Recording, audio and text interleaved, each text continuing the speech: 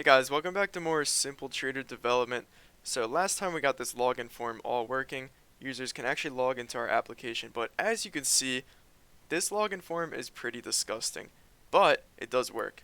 So all we need to do in this episode is clean up this login form and make it look better. So that's exactly what we are going to start with. So we're in our login view, and let me actually just bring this up while we develop so we can look at it while we make changes.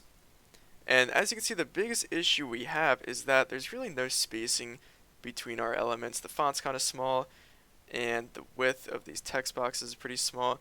So those are just some of the things we need to fix. So let's actually start with spreading these out with a little bit of margin. And before I do that, I actually want to wrap these labels and input boxes in grids. And you will see why in a second. So let's surround this with a grid. And now this is going to go in the first row, and we can remove the rows here, and we are actually going to move our columns into this grid because we don't need columns on the root grid anymore.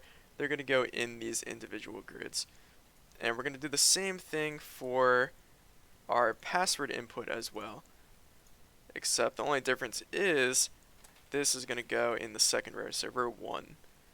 Let's move our columns down there, and let's get rid of these rows, and there we go. So we have these labels and inputs in their own grids, and the reason we put them in their own grids is so that we can put the margin on the grid rather than having to define it twice by putting it on the label and the password box. So we can set a margin on this grid for top and bottom, and we can do the same thing for our username input as well. And now, as you can see, we have spacing between both of these elements, and we didn't have to put this margin on the text block and the text box or the password box as well. So that looks cleaner. But as you can see, our inputs are super small now because they're just auto width. So let's set them to just 300 for now, give them a little bit of space. And there we go, that looks good. Now another issue we have is that these input boxes don't line up, and the reason for that is because username is longer than password. So just to make this a little bit easier to see, if I make username extra long, then as you can see, now the inputs really don't line up. And what we want is we want the password column and the username column to be the same width so that these second columns will line up. And to do that, what we can do is define a shared size group, and we'll give it a name of label because that is what's inside this column. And we can also add this group to our password label column as well. And now, since these columns have the same name, now they're going to be the same width, but not quite yet. As you can see, still doesn't do anything. And what we need to do is set our root grid to be the shared size scope. So if we set that to true, any column inside of this root grid, doesn't matter if it's on the initial root grid or a subgrid, any column that has the same group is going to have the same width. So as you can see now, our username column is the same width as our password column. So that is exactly what we want. So let's put this back to just username, and there we go. So let's also add a little bit of spacing between username and the text box as well. We'll just go with 20, see how that goes. And we'll do the same thing for the password box as well. And there we go. In fact, we're already looking a little bit better, so that is good. Now, another thing I want on this login form is I just want a header at the top that says Simple Trader. So we're going to have a text block, and it's just going to say Simple Trader, like that. Now, we do want it to be big, so let's set the font size to be, I guess, like 48. That might be way too big. Let's see. It's decent. Okay. Now we have a problem here, and that is that this text block is in grid 0, and so is our username input. So what I'm actually going to do is move all of the actual form elements into their own grid. So let's go ahead and do that just to separate them from this header. And we're going to have to move these rows into here as well, like that.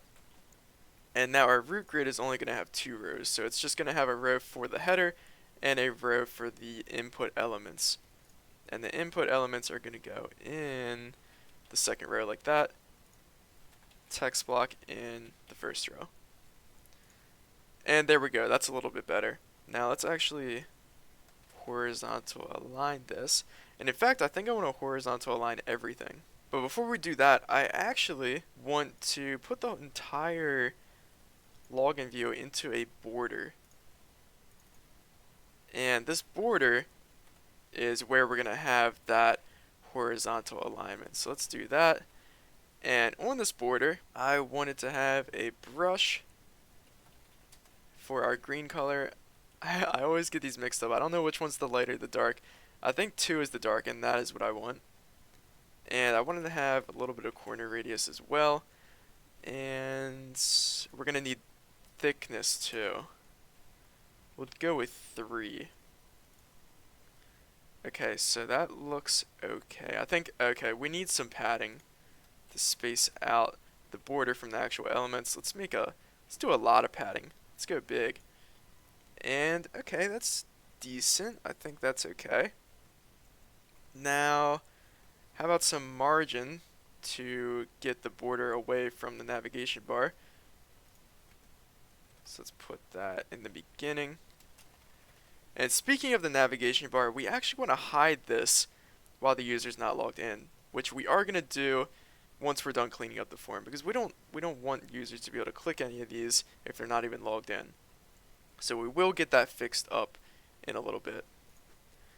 Now another thing we need is, I think, some margin between the login form and the header. So let's put that on this grid. We'll go with 20, I think. I think that looks good, yep. And I think another thing that would be useful is if we had a little blurb underneath of this header that describes the application. So let's do that. Just another text block. So now this is going to go in the second row, and our form is going to go in the third row, like that. So now we need another row up here.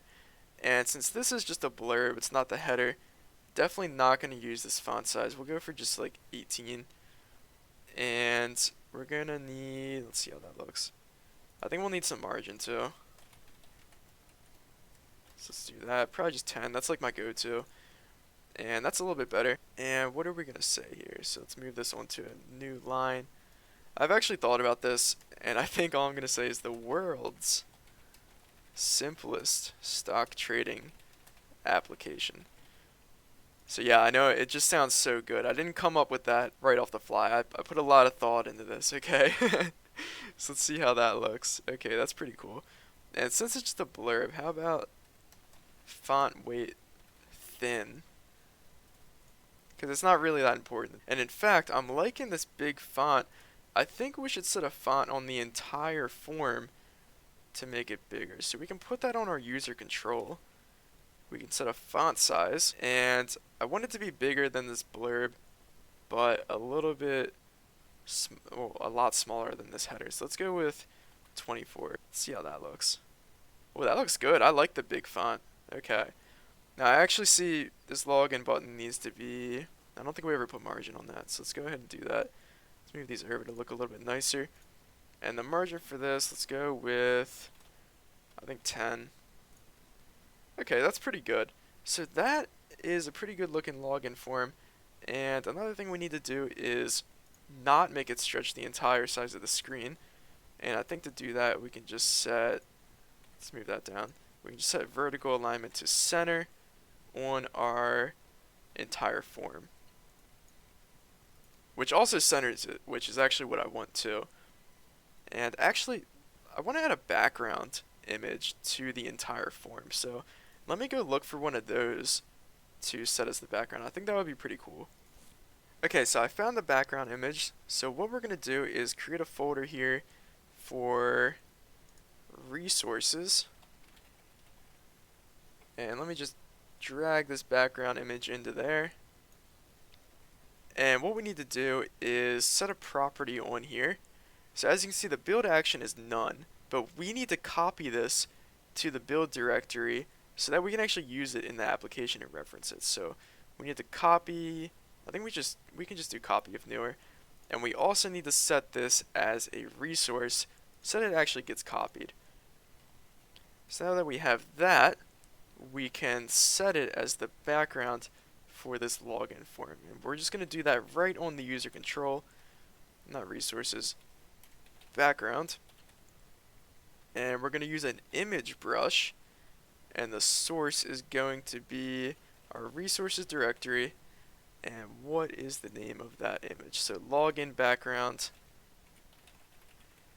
dot jpeg, and let's just see how that looks. Okay, so looks pretty bad, and the reason for that is that our border now needs a background, and we're just going to set that to white so that it's not transparent. And okay, that's a little bit better. That's looking good. I think another problem is that it kind of like stretches weird, and to fix that, I believe all we need is stretch uniform. No, that's not it. Uniform to fill. There we go. So that it actually fills the screen but stays uniform as well. And there we go. That looks pretty good. And last but not least, I think I want some opacity on here. Maybe like half. And it's a little bit less background noise, so I like that. Now, we're going to have to fix this navigation bar being visible before the user's logged in. So what we're going to do is get our authenticator on our main view model, because the main view model is of course the data context of the main window. So if the authenticator is on this main view model, we can bind to it and toggle the visibility of this navigation bar. So let's get that authenticator on here. And I actually had people asking, like, how can we use the authenticator throughout the application? So this is a good example of how we can use it now that we set the logged in user. So let's go ahead and make a property for that. And there we go. Now we have the authenticator right here, and we can bind to it. Now we have a problem here, and we can't set the style to toggle the visibility directly on the navigation bar, because this navigation bar has a data context of navigator. So if we tried to create a data trigger, we wouldn't have access to this authenticator if the style is on the navigation bar. So what we need to do is just wrap this in a grid, and then we can set the style to toggle the navigation bar visibility on this grid. And I shouldn't say that we're toggling the navigation bar visibility, we're pretty much toggling this entire grid visibility, which contains the navigation bar. So let's set that style. Just a typical style. Target type is now a grid, not a navigation bar. We're going to need a trigger, and this is going to be a data trigger, and the binding is to the authenticator, which is on our main view model. And what we're going to bind to is this is logged in property. And if is logged in is false, then we're going to set the visibility to collapsed, like that. Alright, that is perfect. Let's take a look at how that looks. So there we go, we no longer see the navigation bar, that's good. And now if I log in, let's do Singleton Sean, hopefully I remember this, I think it was test 1, 2, 3. We can log in, and okay, so our login was successful, but we didn't see the navigation bar pop up. So did our authenticator actually set is logged in to true? Let's go to our authenticator, and let's put a breakpoint here, and let's just try logging in again. So we hit that login, And now let's go there. So is logged in. It is actually true.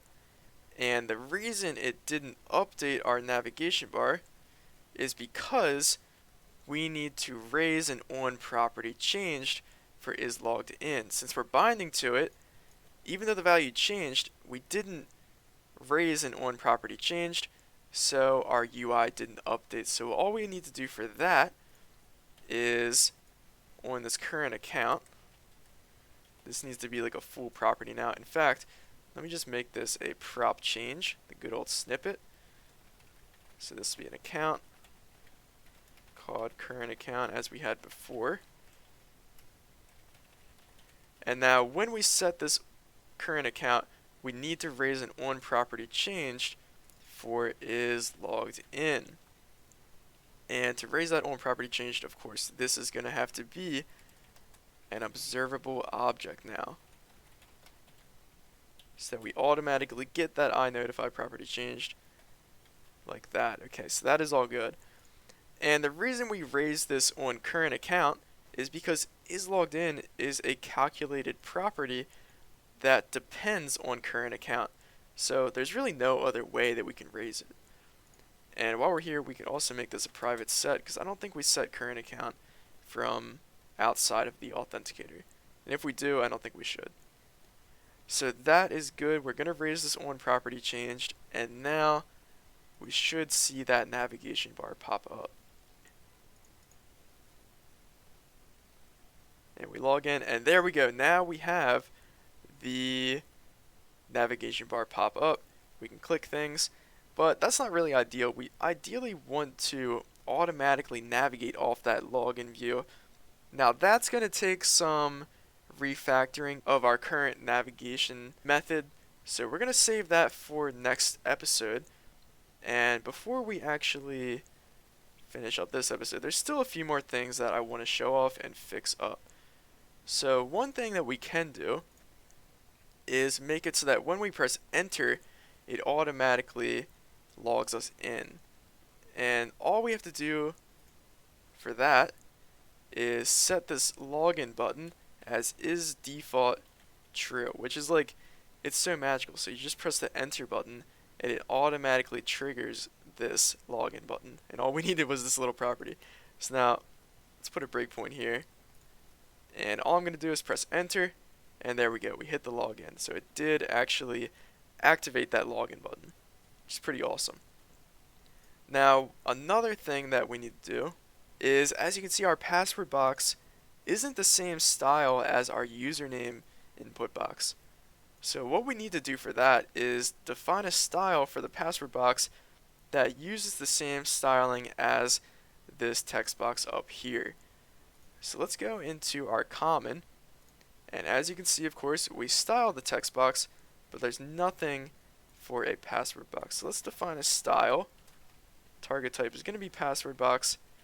And before I just go ahead and copy and paste all of that, we can actually share this entire style between our text box and our password box. And the reason we can do that is because nothing in this style is text box specific.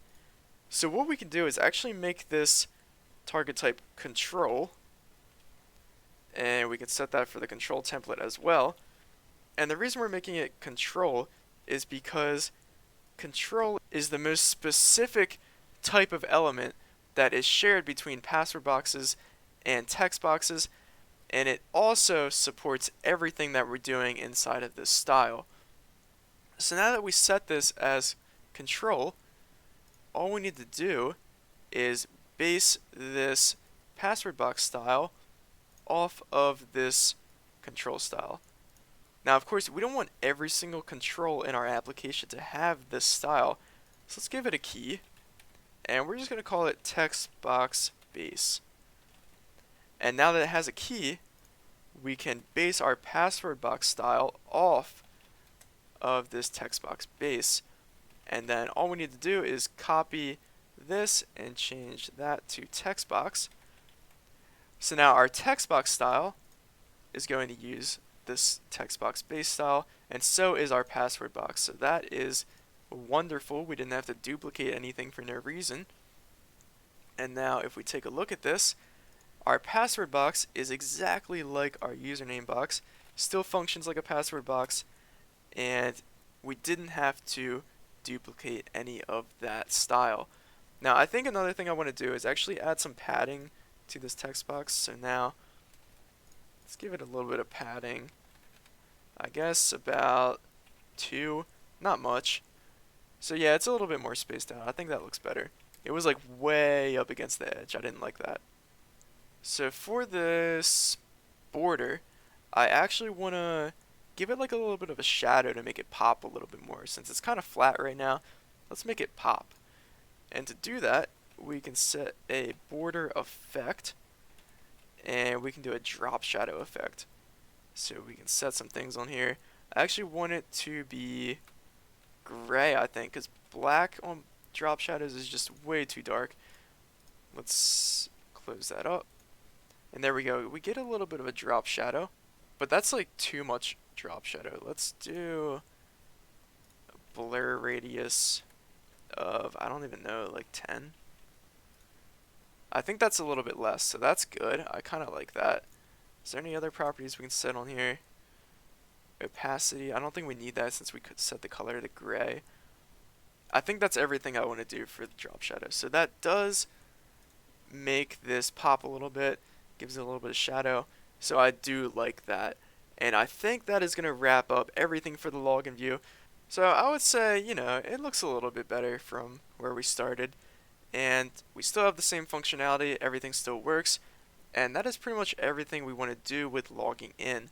Now, next episode, we're going to look at re-navigating after logging in, and that's going to take a little bit of work towards our entire navigation strategy, but it's going to be a lot more flexible, so I'm pretty excited to get into that, I think. But other than that, if you have any questions, criticisms, or concerns, be sure to leave them below in the comment section. But other than that, if you enjoyed the video, be sure to leave a like or subscribe for more. Thank you.